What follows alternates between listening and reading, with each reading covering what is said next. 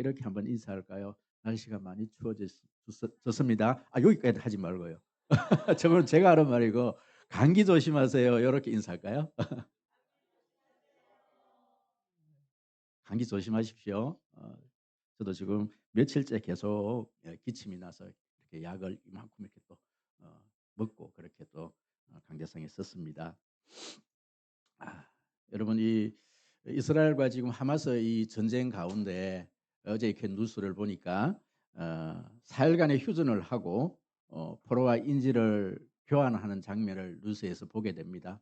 얼마나 다행스러운지 모르겠습니다. 사실 지금 우리나라 대한민국도요. 전쟁이 끝이 난 것이 아니라 지금 휴전 중입니다.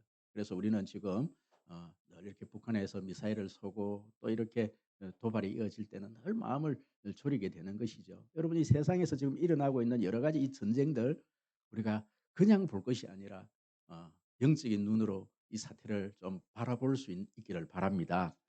사실 이때까지 우리가 에베소서를 지금 살펴보면서 쭉 살펴보면서 이제 아내들에게 또는 남편들에게 이 내용을 살펴보았고요. 이제 자녀들에게 또 종과 상전과의 관계, 이 관계는 우리 또 5월 달이 되어지면 또 우리 자녀들에게 또 이 본문을 우리가 늘 살펴왔고 또 살펴본 본문이기 때문에 이번에는 조금 이렇게 스킵을 하도록 하겠습니다. 그래서 오늘은 이 영적 전쟁이라는 이 제목으로 한 3주 동안 한 3번에 걸쳐서 말씀을 좀 이렇게 증거하도록 하겠습니다.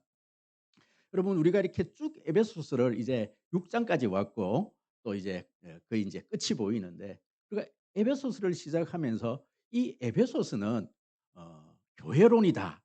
교회가 무엇인가에 대해서 우리가 배우는 정말 이 여러 서신들 중에 교회론을 이만큼 더 상세하게 잘 설명해 주는 책이 없어요. 여러분 에베소서는 교회론에 관한 책입니다. 그럼 교회가 무엇입니까? 교회는 이 건물이 아니라 예수 그리스도를 주로 고백하는 사람들 한 사람 한 사람이 교회입니다. 할렐루야. 그래서 에베소서에서 가장 중요한 교회론이 뭔가 하니 몸된 교회. 머리가 예수 그리스도시고 우리의 성도들은 각 몸의 지체다. 몸된 교회. 이게 에베소서에서 말하는 교회론입니다. 그래서 이 몸된 교회를 설명할 때는 바로 이 몸이다라고 얘기할 때는 예수 그리스도와 성도는 하나다. 몸은 유기적이다. 절대 뗄래야 뗄 수 없는 한 지체가 아프면 같이 아파해 주고 또 머리가 없는 몸이 존재하지 않듯이 몸이 없는 머리가 존재하지 않듯이 반드시 하나이어야 된다. 이것이 바로 에베소서에서 이야기하는 교회론입니다. 자, 이제 중간 부분의 많은 부분을 좀 우리가 좀 이제 살펴보았는데 이제 끝부분에 가서 이 에베소서에서 또 무슨 교회론을 지금 이야기를 하느냐. 이제 전투적인 교회. 교회는 전쟁을 하는 공동체, 전투적인 교회에 대해서 오늘은 이제 좀 살펴보도록 하겠습니다.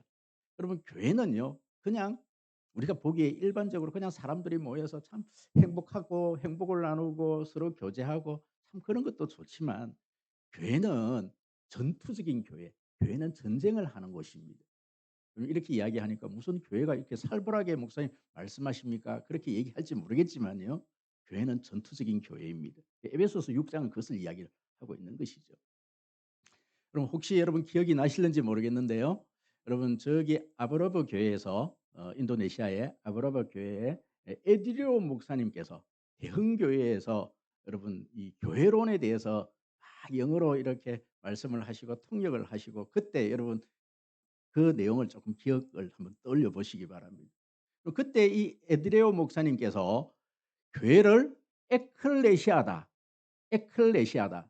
여러분 지금 서론부터 제가 조금 조금 어려운 단어들을 좀 써야 되는데 좀 계속해서 이 부분을 제가 몇 번 이렇게 이야기를 말씀을 좀 드렸거든요. 그렇기 때문에 이 개념에 대해서는 여러분 확실히 머릿속에서 조금 이제는 정립을 좀 하셔야 됩니다. 교회를 에클레시아라 그렇게 이야기를 합니다. 교회를 뭐라고요? 이거는 헬라어입니다. 에클레시아. 액이라는 것은 어디로부터 어, 세상으로부터 불러내다. 여러분 이 에클레시아라는 이 단어를 이 바울이 교회를 이끌어서 에클레시아다 이렇게 얘기를 했단 말씀이죠. 그럼 본래 이 에클레시아라는 이 단어는요. 본래 이 교회에서 사용되어지는 단어가 아닙니다. 이 단어는 이 로마 시대에 로마 황제가 참 이 로마 제국이 참 거대한 나라지 않습니까? 한 어떤 세계를 제패했던 이 나라가 로마 제국이었는데 이 로마에서 이 황제가 어떤 나라를 이렇게 점령하기 위해서 또 점령을 하고 난 다음에 그 나라를 다 자신의 어떤 속국으로 그렇게 식민지화시키고 속국으로 만들어내지요. 그래서 이 로마의 황제가 어떤 나라를 점령하기 위해서 어떤 어 어떤 협의체 자신을 도와줄 어떤 사람들을 불러 모은 단체가 있어요. 뭐 지금 우리나라로 치자면은 바로 국회 같은 로마 시대는 원로원 같은 각 어떤 나라에서 정말 자기가 이 로마 황제가 자기가 원하는 사람 정말 자기를 도울 수 있는 사람들을 부르는 거예요. 한 사람 한 사람 불러 갖고 그 사람 협의체를 만들어 놓은 단체가 있습니다. 여러분 그 단체가 뭐라고요? 에클레시아입니다. 그래서 이 단체가 뭘 하는 단체이냐? 로마 황제의 명령을 받아 갖고 로마 황제의 명령을 받아서 어떤 나라를 점령하기 위해서 이 황제를 돕는 협의 기관, 협의체, 우리나라로 말하면 어떤 국회 같은 이런 어떤 단체가 에클레시아인데 이 단체에서 하는 일이 뭐냐면은요. 어떤 나라를 점령하기 위해서 군사들을 모집을 해요. 한 나라를 점령하기 위해서 군대를 소집하지 않습니까?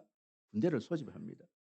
군대를 소집한 그 군인들을 뭐라고 얘기를 하느냐 하면은 아포스톨로스 이렇게 얘기를 하는 거예요. 그럼 일반적으로 우리가 아포스톨로스라는 이 단어를 무엇으로 기억을 하고 있습니까? 아포스톨로스.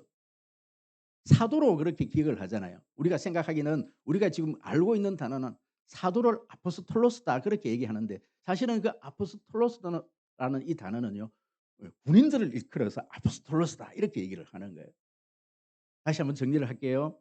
바로 이 황제의 어떤 식민지화하기 위해서 어떤 나라를 점령하기 위해서 불러 모은 협의체가 에클레시아다. 이 에클레시아가 어떤 나라를 한 나라를 점령하기 위해서 전쟁을 하기 위해서 불러 모은 그 군사들을 아포스톨로스다.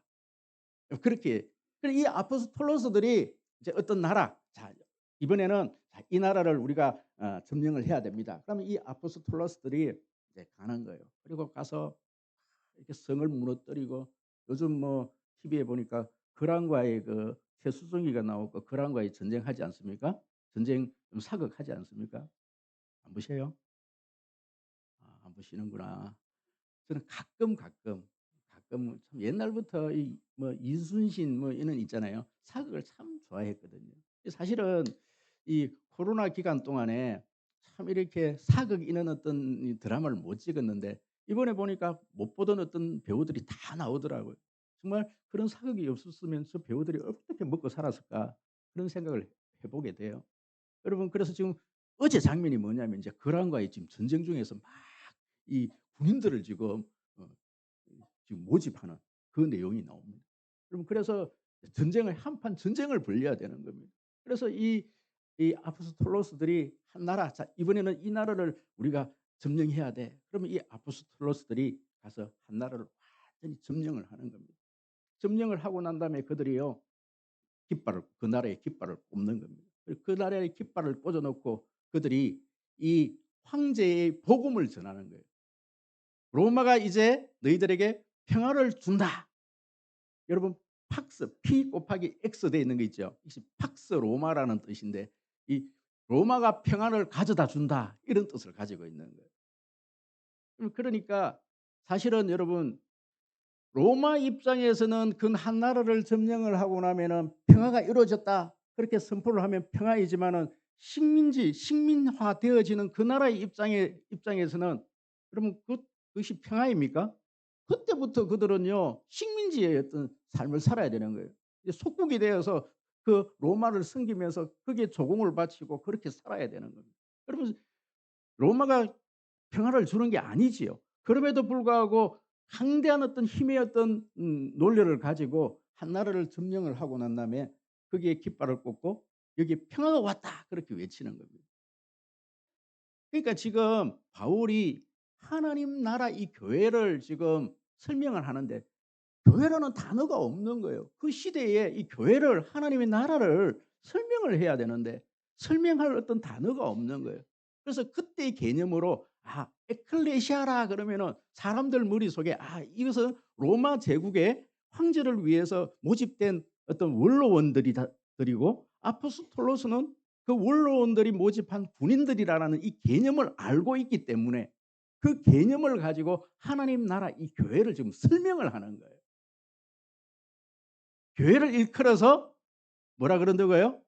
에클레시아. 우리는 하나님께서 우리를 하나님의 명령을 받고 수행할 어떤 원로원들로 이 교회라는 이 교회를 소집을 한 거예요. 그래서 여러분 한 사람 한 사람들은 에클레시아입니다. 세상으로부터 하나님의 명령을 수행하기 위해서 부르심을 받은 자들입니다. 할렐루야. 그러면 여기에서 모든 사람들이 다 어떤 전쟁에 나아갈 수 있느냐? 여러분 그렇지 않지요. 아이들 전쟁에 나갈 수 있습니까? 못 나갑니다. 우리 연세 드신 어르신들 전쟁에 나갈 수 있습니까? 못 나갑니다. 누가 나갑니까? 젊은 장정들이 군인이 되어서 이제 전쟁을 치르러 가야 되겠지요. 가야 됩니다. 그래서 아무나 군사로 이 아포스톨로스가 되어지는 것이 아니라 특별히 하나님께서 또 그 중에서도 교회 중에서도 이 교회가 그 사람들을 또 파송을 하는 겁니다. 군인으로. 이 중에 우리 젊은이들 또 한참 주의 사명을 받은 리더들은 전부 다 군사인 줄 믿습니다. 우리는 에클레시아로 하나님께서 우리를 세상으로 부르셨고 이 중에서 하나님께서는 특별히 전쟁을 치르기 위해서 아포스톨로스로 여러분들을 세우신다는 사실입니다. 이것이 교회입니다. 그래서 교회는 전투적인 교회입니다. 여러분 교회는 전쟁을 하는 그냥 여러분 이렇게 매일 만나서 뭐 교제 나누고 너무 행복하다 좋다. 여러분 이게 결코 아닙니다. 이 교회는 이 세상을 향해서 거대한 이 세상을 향해서 이 세상과 맞서서 싸워야 될 하나님의 군대, 군함선인 것이지요. 여러분 그래서 오늘부터 이제 영적인 전쟁에 대해서 한 3번에 걸쳐서 말씀을 전가하는데요. 우리가 이 군사로서 어떤 그런 어떤 사명을 감당하기 전에 우리가 오늘 이 본문 짧게 3절을 읽었는데 우리가 좀 알아야 될 내용들이 있어요. 이 영적인 전쟁을 위해서 우리가 좀 알아야 될 내용들이 있습니다. 그래서 오늘은 서론격에 3번에 걸쳐서 해야 될 이 설교의 어떤 서론격으로 앞부분에 우리가 알아야 될 내용들에 대해서 몇 가지로 그렇게 말씀을 나누려고 합니다. 여러분 전쟁에 있어서 굉장히 중요한 것. 첫 번째 우리가 알아야 될 내용이 뭘까요? 적을 알아야 되는 것이죠. 여러분 적을 아는 것. 우리가 첫 번째 알아야 될 사항은요. 우리의 적에 대해서 알아야 되는데 우리의 적은 누구입니까? 악한 사탄, 마귀가 우리의 적이다. 그렇게 이야기를 한다라는 것이죠. 여러분 오늘 본문 11절에 보면 마귀의 계계를 능히 대적하기 위하여 마귀의 계계를 여러분 마귀의 계계 여러분 한번 질문을 한번 해볼게요. 여러분 귀신이 있을까요 없을까요? 있습니다. 마귀가 있을까요 없을까요? 있습니다. 성경은 분명히 오늘 본문에서도 마귀의 계계를 마귀가 있다 이렇게 말씀을 하고 있는 것이죠. 그럼 우리가 알아야 될 사항이 뭐냐면 우리의 적이 누구인가를 아는 것이죠. 그럼 손자병풍에 보시면 지피지기면 백전백승이다. 나를 알고 적을 알고 나를 알면 그 전쟁을 100번을 치러도 우리는 그 100번의 전쟁에서 다 이길 수 있다. 여러분 이런 말씀인 것이죠. 그럼 우리가 마귀의 실체에 대해서 오늘 제가 좀 이렇게 좀 여러분들에게 막 이렇게 좀 까발릴 텐데 그럼 너무 놀라지 마십시오. 무서워하지도 마십시오. 그냥 알고 있어야 합니다. 우리의 대적이 누구인지. 그럼 우리가 이 마귀에 대해서 좀 더 알기 위해서는 이사야서 14장 12절 말씀의 말씀을 우리가 좀 알아야 합니다. 마귀의 실체에 대해서 이사야서에서 이렇게 말씀을 하고 있습니다. 우리 다 같이 큰 소리로 12절에서 15절까지 한번 읽어보도록 하겠습니다. 시작.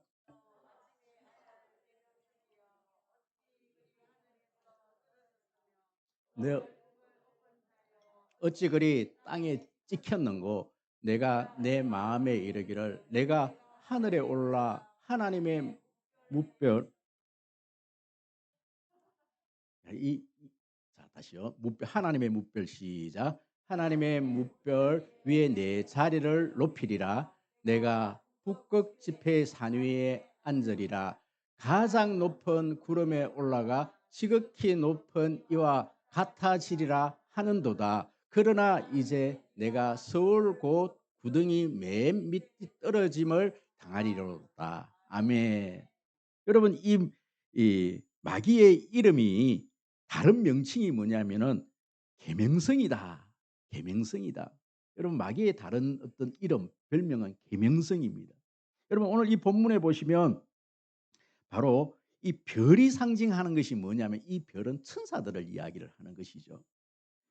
이 별은 천사를 상징하는데 무천사 중에 가장 높은 자리를 차지하고 여기서 보면 북극집 여러분 말씀을 좀 떼어 주십시오. 북극 지폐의 산 위에 앉으리라. 여러분 북극 지폐의 산 위에 앉으리라. 북극 지폐는 이 북극에서는 북극이 상징하는 것은요.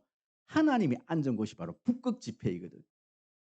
여러분 여러 별들, 여러 천사들 중에 이 가장 여러분 다른 성경의 본문에 보시면 그 천사장 이름이 계명성의 이름을 가진 그 천사장 이름이 루시퍼다 이렇게 이야기를 하고 있어요. 여러분 이 계명성의 이름을 가진 이 별이 자기가 어디를 점령할 것이다? 북극 지폐 하나님의 앉은 그 자리를 내가 그 자리를 어떻게 할 것이다? 차지할 것, 점령할 것이다. 내가 그 자리를 앉을 것이다. 여러분 이렇게 얘기를 했다라는 거예요. 여러분 본래 이 루시퍼라는 이 천사장은 하나님을 찬양하기 위해서 아주 하나님으로부터 높은 지위를 받은 천사장입니다. 그런데 이 천사장이 굉장히 높은 자리에 있다 보니까 어떤 마음이 들었다라는 거예요? 여러분 내가 하나님의 저 자리에 앉고 싶다. 이 자리에 이 마음이 들었다라는 거예요. 여러분 창세기에 보시면 이 마귀가 이제 땅에 떨어졌습니다. 땅에 떨어져서 이 땅에 와서 처음 하나님께서 만든 사람 그것도 여자에게 찾아와서 뭐라고 얘기합니까? 너 이거 선악과 하나님께서 썰 때 너 이거 따먹지 마. 이 선악과 따먹으면 너 죽는다. 이렇게 말씀하시는데 아니야 이거 따먹으면 어떻게 된다? 네 눈이 밝아져서 하나님 같이 될 것이다. 내가 하나님 같이 되었지 않느냐. 너도 하나님과 같이 될 것이다. 여러분 마귀 여러분 보시면 어떤 분들은 이렇게 이야기를 하죠. 보통 사람이 평균 수명이 70이고 강건하면 80이다 이렇게 이야기를 해요. 어떤 사람이 40의 젊은 나이에 억울하게 죽으면 30년 동안 귀신이 되어서 떠돌아다닌다 이런 또 낭설들을 얘기하는데 여러분 그 거짓말입니다. 30년 귀신으로 살지 않습니다. 17살짜리 처녀가 물에 억울하게 막 이렇게 그죠? 물에 빠져 죽으면 50몇 년 동안 70이라 치고 53년 동안 물귀신이 돼 갖고 막 이렇게 귀신이 돼서 살아간다. 거짓말입니다. 여러분 귀신은 그런 게 귀신이 아니에요. 천사들이 하나님을 대적해서 하나님과 같이 되기 위해서 이 땅에 버림받아 이 땅에 쫓겨난 영적인 존재가 마귀라는 거예요. 영적인 존재이지 여러분 귀신이 사람이 뭐 이렇게 억울하게 죽어갖고 막 사람이 있던 영혼이 떠돌아다니고 이거 아닙니다. 성경에서는 그렇게 말씀하지 않는다는 거예요. 여러분 우리가 악령에 대해서 두 가지 오해가 있어요. 첫 번째 오해가 뭔가 하니 악령에 대해 너무 겁을 내고 집착하는데 여러분 악령에 대해서는 이 귀신에 대해서 우리가 무서워할 필요가 없어요. 그래서 세상 사람들은 이 마귀, 귀신 이런 것이 두려워하고 함부로 행동을 못해요. 이사도 함부로 못합니다. 손 없는 날, 귀신 없는 날 그날을 찾아 갖고 그렇게 이사를 하는 거예요. 제가 부산에서 제가 재수를 할 때 참 오래된 이야기지요. 김정교라는 우리 학원의 선생님, 지리 선생님이 세계사 지리 선생님이 한 분이 계셨어요. 그분이 정말 기도를 많이 하시는 분이에요. 이분이 나중에 제가 신학교 들어가려고 보니까 이분이 이제 신학교 들어가시려고 선생님이 이제 목사님이 되시려고 저하고 같이 이렇게 공부를 한 적이 있어요. 이분이 참 기도를 많이 하시는 분인데 이분이 늘 수업을 할 때 이런 간증을 하시는 거예요. 자기가 부산에서 그때 아파트 한 채가 한 2억 정도 이렇게 할 때 아파트를 1억에 샀다라는 거예요. 예, 아멘할 일인지는 조금 더 들어보십시오. 어찌 됐건 이 아멘 맞습니다. 1억에 샀는데 어떻게 샀느냐면은 이 아파트가 보통 다른 어떤 시가에 하면 2억 정도 되어지는 아파트인데 이 아파트가 1억에 나오는 거예요. 왜 1억에 나온가 하니까 이 아파트가 귀신이 산다는 소문이 나는 거예요. 아 정말. 그래서 아무도 들어가면 이사를 나오는 거예요. 그래 이 선생님이 '아 됐다. 이 아파트는 내가 사야 되겠다.' 하고 이 선생님이 인제 김정규 선생님이 아파트에 들어가는데 보니까 으시시하더래요. 그런데 기도하고 찬송하니까요. 그리고 그 아파트를 계약을 하고 사는데 들어가서 살아 보니까요. 아무 문제가 없더라고요. 죄송합니다. 사실 지금 우리가 살고 있는 이 아파트도요. 어떤 분이 자꾸만 그런 얘기를 해요. "이상한 소리가 들린다." 오싹하다.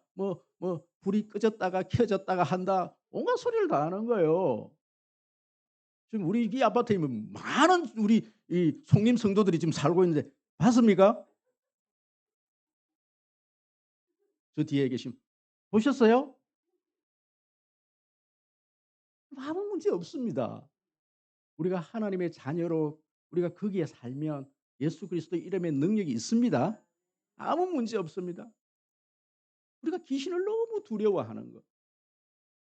어떤 사건 하나하나에 민감하게 반응하면서 귀신을 무서워하는 것. 이것은 이 마귀에 대한 오해입니다. 또 한 가지는 그렇다고 해서 우리 하나님의 자녀들이 "아니 마귀는 아예 없어." 여러분 이것도 우리가 아니 성경에서는 분명히 있다고 말씀하시는데 그 존재가 있다고 이야기를 하는데 그러면 그것을 너무 우리가 도외시하고 없다라고 얘기하는 것도 이 마귀에 대한 오해라는 것이죠. 여러분 어찌 됐건 그런데 이 영적으로 우리가 이렇게 보시면 가정적이나 아니면 사회적이나 우리 일반적인 적으로 이렇게 살아갈 때 우리가 영적으로 좀 연약한 사람들이 있어요. 이 마귀가 그 사람에게 많이 역사하는 그런 사람들이 좀 있을 수 있습니다. 그렇기 때문에 영적으로 약한 사람 우리가 이렇게 봤을 때 영적으로 약한 사람들은요. 우리가 그 사람을 위해서 많이 기도를 해 줘야 합니다. 자 그렇다면 두 번째 우리가 알아야 될 내용이 무엇인가? 여러분 두 번째 알아야 될 내용은 우리의 여기서는 씨름이다 이렇게 돼 있는데 우리의 싸움은 혈과 육이 아니고 무슨 싸움이다? 자 우리 12절 우리 다시 한번 더 큰 소리를 한번 읽어 보도록 하겠습니다. 시작.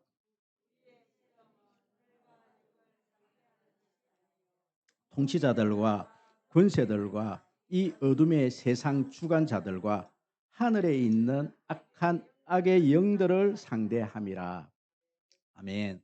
혈과 육이 아니라 우리의 싸우면 어떤 이 몸으로 싸우는 어떤 지금 세상에 말하는 이 총으로 싸우는 이 탱크로 싸우는 혈과 육의 전쟁이 아니라는 거예요. 우리의 전쟁은 어떤 전쟁이다? 영의 전쟁이다. 영의 전쟁이다. 여러분 그렇습니다. 오늘 이 본문에 보시면 12절에 보시면 통치자들과 권세들과 이 어둠의 세상 주관자들과 하늘에 있는 악의 영들에 대하여 우리는 싸운다. 이렇게 이야기를 하고 있다는 거예요. 여러분 이 내용이 어떤 내용이냐. 여러분 우리 지금 새벽마다 사도행전의 행전을 지금 이렇게 묵상을 하고 있습니다. 바울 한 사람을 죽이기 위해서 이스라엘의 모든 정치 지도자들이 대제사장, 서기관, 바리새인, 사두개인, 국회가 움직였습니다. 그래서 바울 한 사람을 죽이지 못해서 로마의 총독 베스도, 벨릭스 총독을 다 동원을 했어요.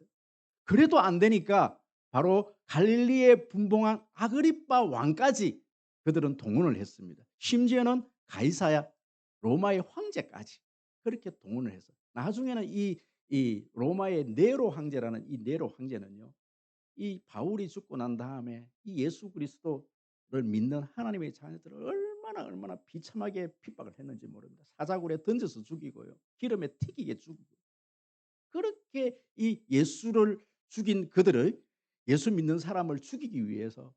그런데 왜 이 통치자들, 이 세상의 왕들이 예수를 믿는 사람들을 그렇게 죽이려고 했습니까? 예전에 독일에 있던 히틀러가 이스라엘 사람들을 다 죽이려고요. 그렇게 했죠. 왜 하나님의 백성들을, 한 나라가 나서서, 군왕들이 나서서 여러분 그렇게 그들을 죽이려고 하느냐는 말씀입니다. 이것은 그냥 개인 대 개인이 아니에요. 여러분, 어거스틴의 새벽에도 말씀을 드렸지만, 어거스틴의 신국론에 보면은 이 세상은 두 나라만 존재한다. 이 세상은 어떤 존재? 하나님이 다스리는 하나님의 나라, 또 악한 사탄 마귀가 다스리는 이 악의 나라. 이 악의 나라가요, 하나님의 나라와의 전쟁을 하는데 한 사람을 죽이는 게 아니라 말씀. 예수 그리스도 한 사람을 죽이는 것이 아니라 예수 그리스도로 말미암아 하나님의 나라가 이 나라를 형성하지 못하게 되도록, 바울 한 사람을 죽임으로 말미암아 나라가 서지 못하고, 이 하나님의 나라는 우리 눈에 보이는 나라가 아니거든요. 예수 그리스도로 말미암아 이 땅에 퍼질, 여러분 이것을 무형교회라 그러는데, 지금 그 교회들이 지금 예수 그리스도 그 당시 때는 이렇게 교회가 전 세계적으로 이 교회가 하나님의 나라가 교회로 말미암아 세워질 줄 알았을까요? 몰랐었지요. 그런데 지금 2000년이 지나고 나니까 이 전 세계에 하나님의 나라인 이 교회가 이만큼 써 있는 거예요. 그러니까 그 나라마다 그 위정자들은 그 사실을 알았다라는 거예요. 마귀는 그 사실을 알았다라는 거예요. 그래서 마귀는 바로 그 나라의 통치자들을 이용해서 한 사람을 죽이려고 했다라는 사실입니다. 여러분, 그렇기 때문에 우리는요, 우리의 싸움의 대상은 사람이 아닙니다. 우리의 싸움의 대상은 누굽니까? 악한 영이라는 사실입니다. 여러분, 영이 보입니까? 눈에 마귀가 보입니까?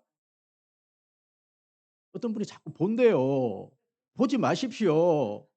눈에 안 보여야 됩니다. 보면 보이는 것이 이상합니다. 보면 괴롭습니다. 자꾸만 보지 마십시오. 안 보입니다. 그런데 안 보이는 게 정상입니다. 근데 안 보이니까 우리는요, 정말 우리의 싸움이, 정말 이 싸움을 내가 이길 수 있을까, 이런 두려움도 있습니다. 도대체 그 실체가 보이질 않는 거예요.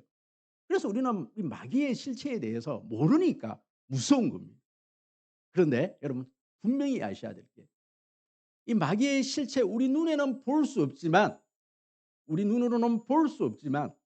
우리는 마귀의 행태를, 속성을 우리는 알 수가 있다라는 거예요. 성경에서는 그것을 우리에게 알려줬다는 사실입니다. 여러분, 어떤 우리가 마귀는, 이 마귀가 일하는 방식이 뭐냐면 사람을 이용해서, 위정자들을 이용해서, 통치자들을 이용해서 그렇게 하는 거거든요. 거기에 어떤 유력자들을 이용해서 마귀가 우리를 대적하고 우리를 힘들게 하고 우리를 죽이려고 하는 것인 것이죠. 그렇기 때문에 우리는 눈에 보이지 않는 이 마귀에 대해서, 우리의 마귀가 하는 어떤 속성들을 알아야 합니다. 성경에 보시면 요한복음 8장 44절 말씀. 요한복음 8장 44절. 우리 큰 소리로 한번 읽어 볼까요? 시작. 너희는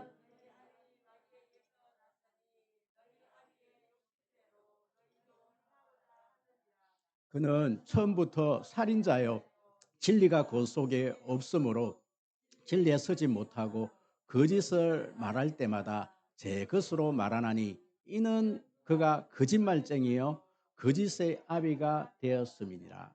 아멘, 아멘. 여러분, 분명히 아셔야 됩니다. 마귀는 거짓말쟁이입니다. 처음부터 거짓말쟁이였습니다. 에덴 동산에서부터 거짓말쟁이였습니다. "이거 먹어라. 이거 먹지 않아 이거 먹으면 안 죽는다." 이거 거짓말이죠. 죽는다 그랬는데 안 죽는다 그러잖아요. 여러분 신천지 보십시오.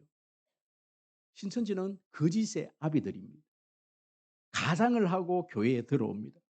그리고 그 거짓말을 모략이다 그렇게 이야기를 합니다. 여러분 두 번째입니다.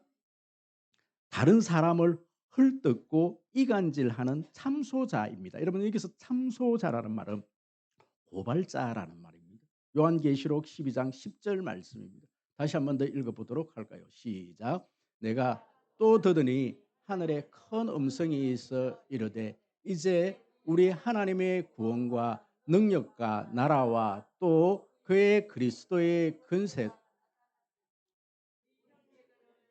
참소하던 자 곧 밤낮 참소하던 자가 쫓겨났고 아멘 아멘.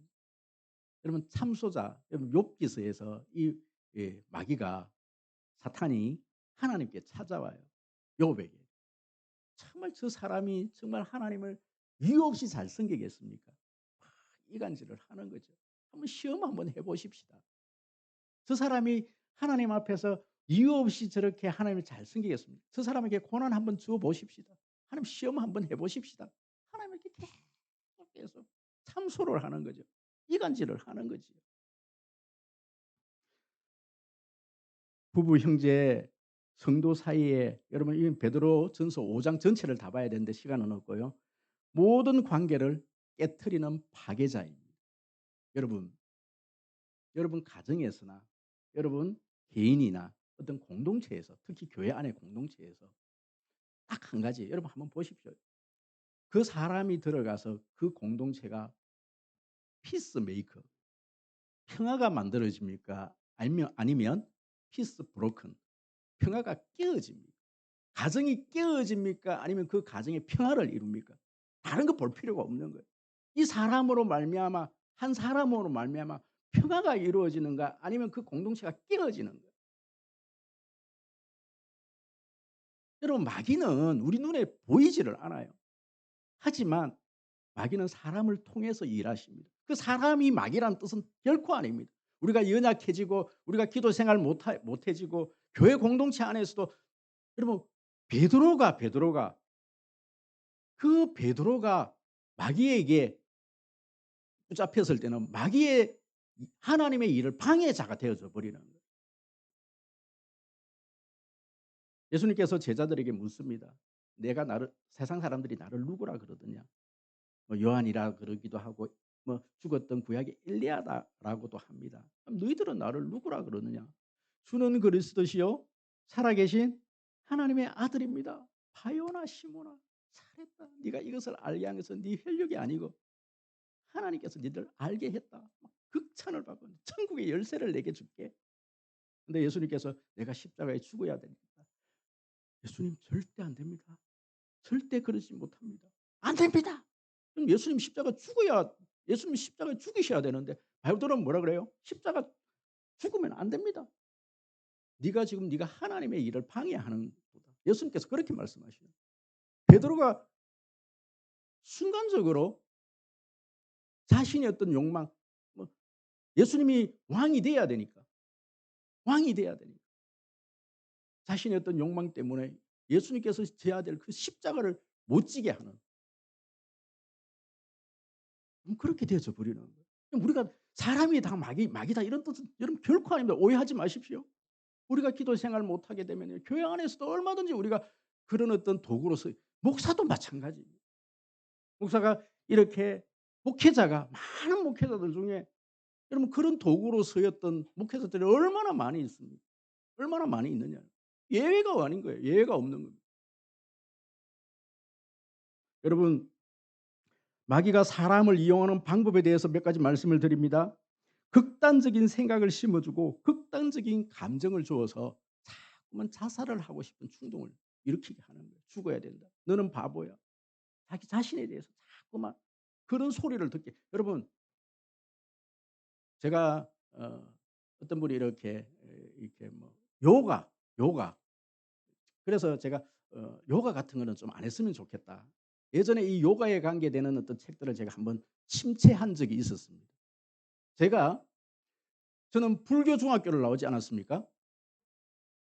사홍서원, 참불가, 연불, 목닥 두드리는 3년 동안 목닥을 두드리면서 우리는요 매 이렇게 아침에 이렇게 등교를 하면요 참선을 30분 동안 참선을 해야 돼요.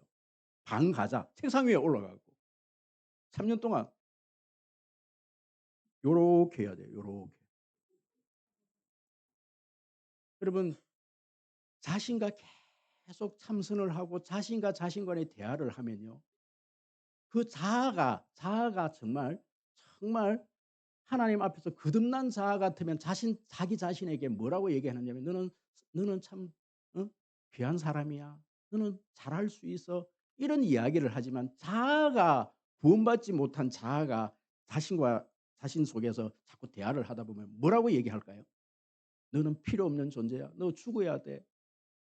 너 아무 쓸모없는 존재야. 그렇기 때문에 여러분 자신하고 너무 자신과 대화하지 마십시오. 누구와 대화해야 해요? 우리는 묵상을 하면서 하나님 말씀으로 하나님의 음성 듣는 훈련을 통해서 하나님의 음성을 들어야 되는데 참선, 요가 그럼 이거 하는 게 아니에요. 하나님의 자녀들은 자꾸 참선하면 안 돼요. 제가 3년 동안 이 해봤다니까요. 해봤다니까요. 그래서 저희 중학교를 나온 우리 중학교 출신들은요. 사실 그 3년이라는 세월이 얼마나 참 무서운 건지. 이 아이들이 고등학교를 들어갔는데 어떤 아이들은 이 불교 중학교를 3년을 나오니까 이 아이들이 이 귀신의 어떤 영향을 받았고 제 친구 중에 한 명은 저 밀양고등학교 꽤 유명한 고등학교 제가 다닐 때 그 고등학교 유명했거든요. 아주 공부를 잘하는 고등학교인데 이 아이들이 자취방에 가보니까 하루는 자취방에 가보니까 부엌칼을 책상 앞에다 꽂아놓고 공부를 하는 거예요. 그리고 제 친구 김정호라는 친구인데 이 친구는 앞으로 유명한 절의 주지 스님이 되는 게 자기 꿈이라는 거예요.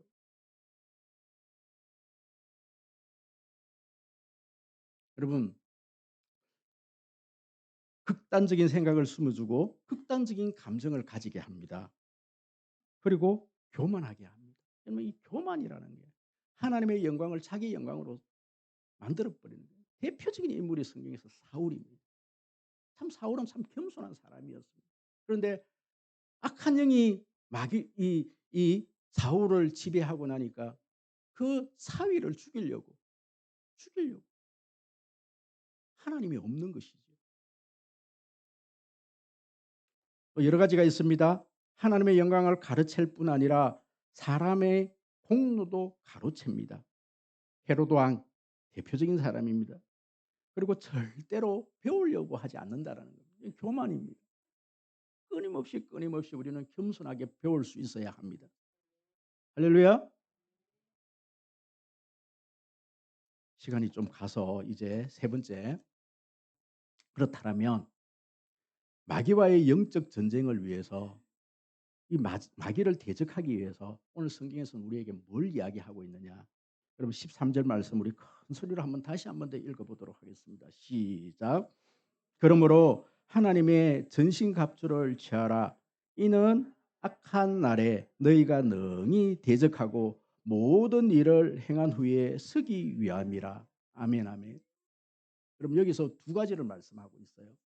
두 가지를 말씀하고 있는데 그러므로 하나님의 전신갑주 갑옷을 입어라. 너는 군사로 이제 싸움터로 나가야 되기 때문에 갑주를 입어라. 갑주를 입어라. 여러분 그래서 다음 주 그다음 주는요. 이 갑주 6가지에 대해서 3가지로 나눠서 2번에 걸쳐서 이 영적 갑옷에 대한 이야기를 다음 주에 할 것이고요. 오늘은 여러분 보십시오. 오늘은 그러므로 하나님의 전신갑주를 취하라. 오늘은 10절 말씀, 우리 10절 말씀 두 가지를 이야기를 하고 있어. 오늘 이 본문 속에서 두 가지를 말씀하고 있는데 10절 말씀 시작. 끝으로 너희가 주 안에서와 그 힘의 능력으로 강건하여지고 두 가지를 이 전쟁의 틀에 나가기 전에 두 가지를 해라는 거예요. 10절에서는 뭘 말씀하고 있습니까? 주 안에서와 그 힘의 능력으로 네가 강건해져라. 강건해져라. 두 번째가 뭐냐면 전신 갑주를 입어라. 갑옷을 입어라. 갑옷 얘기를 다음 주에 할게요. 그런데 오늘은 10절 말씀. 마음을 강하게 해라. 담대히 하라.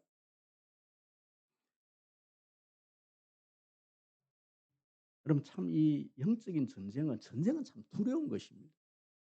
지금 이 하마스와의 이 이스라엘 전쟁도 우리 보지만요. 참 전쟁은 참 두려운 것이 무서운 것입니다.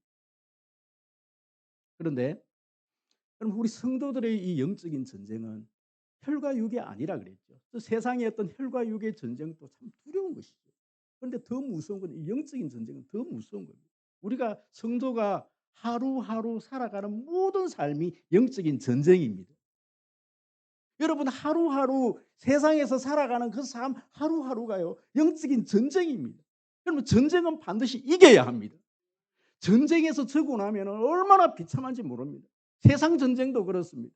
그 전쟁이 지고 나면 그날부터 그 전쟁에 진 나라는 그 이긴 나라의 노예가 되어지는 노예로 살아야 돼요. 얼마나 비참하게 살아야 되는지 모릅니다. 영적인 전쟁도 똑같은 원리입니다. 우리가 악한 사탄 마귀에게 지고 나면 그 마귀에게 질질 끌려다니면서 매일 마귀가 시키는 일을 하면서 살아가야 합니다. 영적인 전쟁은 이겨야 합니다. 여러분 하루하루 살아가는 것이 여러분 전쟁입니다. 영적인 전쟁입니다. 하루하루를 이겨내셔야 합니다. 여러분 오늘 제가 이 자리에 서서 이 설교하는 이 설교도요. 영적인 전쟁입니다. 저는 한 번도 언제 누군가 저에게 이 얘기를 하더라고요. 제가 설교 앞에서 또 발발 떨고 있으니까 아니 그렇게 오랫동안 설교를 하시면서 왜 목사님이 그렇게 떨고 있습니까? 저희 한 번도 설교 앞에서 설교를 앞두고 마음이 편해 본 적이 없습니다. 얼마나 두려운지 모릅니다. 그래서 밤새도록 기도하고 그렇게 이 자리에 섰습니다. 여러분 세상 사는 것이 두렵지 않습니까?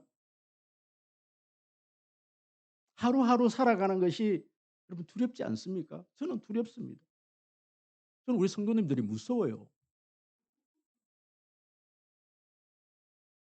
세상도 무섭습니다. 그래서 저는 기도합니다. 여러분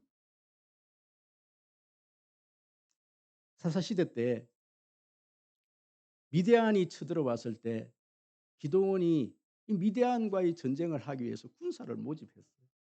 22,000명이 모였습니다. 그런데 이 22,000명 너무 많다. 돌려보내라. 첫 번째 조건이 뭐냐면 두려워 떠는 사람들을 다 돌려보내라. 22,000명 중에 몇 명이 가버렸어요? 12,000명이 가버렸어요. 10,000명만 남았습니다. 10,000명도 너무 많다. 10,000명도 너무 많다. 시냇가에 데려가서 훈련을 시키는 거예요. 시험을 해보는 겁니다. 물을 막 벌컥벌컥 마시는 9,700명을 다 돌려보내고 몇 명만 남겼어요? 300명만 남겼어요. 300명. 두려움에 떠는 사람들은 다 돌아가라. 그리고 전쟁의 이 적들에 대해서 민감하게 살필 수 있고 무릎을 꿇을 수 있는 하나님께 온전히 순종할 수 있는 300명만 남겨라. 300명만 남겨라. 여러분 우리 성도들은 에클레시아로 하나님의 자녀로서는 많은 무리들이 이렇게 모여 있을 수 있어요. 하지만 전쟁에 나가는 사람들은 두려움이 없어야 돼요. 군사는 두려움이 없어야 되는 거예요. 그래서 이 성경에서는 여러분 다음 주에 쭉쭉 살펴보겠지만 딱 이 말씀 중간에 여러분 뭘 넣어 놓았느냐면은 18절 말씀을 넣어 놓은 거예요. 그럼 18절 말씀을 큰 소리 한번 다시 한번 읽어 볼까요? 시작. 모든 기도와 간구를 하되 항상 성령 안에서 기도하고 이를 위하여 깨어 구하기를 항상 힘쓰며 여러 성도를 위하여 구하라. 기도하라. 기도하라. 전쟁에 두렵지 않느냐? 여러분 전쟁에 두렵지 않습니까? 저는 두렵습니다. 그래서 저는 기도할 수밖에 없었습니다. 이 세상에 여러분 두렵지 않습니까? 내일 수술대로 그렇게 병원에 들어가서 수술을 받아야 되는 환자가 왜 그 어떤 수술 앞에서 두려움이 없겠습니까? 아마 오늘 여기에 우리 성도님들 중에서 새롭게 토요일인가요? 그렇게 절에 다녔는데 교회에 다시 신앙생활을 해 보겠다고 전화가 오신 분이 있는데 혹시 오늘 왔는지는 모르겠지만 그분도 질병에 걸려서 "내가 이제 교회에 가서 예배드려야 되겠다." 두렵지 않겠습니까? 뭔가의 어떤 새로운 환경에 들어가서 새롭게 뭔가를 출발한다는 거. 여러분 젊은 우리 청년들 이제 취업을 하고 또 이 세상 밖으로 나아가야 되는데 이 세상이 두렵지 않습니까? 결혼 생활이 만만치 않습니다. 직장 생활이 만만치 않아요. 세상이 두렵습니다. 여러분 오늘 이 찬양 여러분들과 함께하고 말씀을 마무리 지으려고 합니다. 여러분 아무 두려워하지 말고 저와 여러분 함께 기도하게 할 수 있기를 바랍니다. 전쟁을 준비할 수 있기를 바랍니다.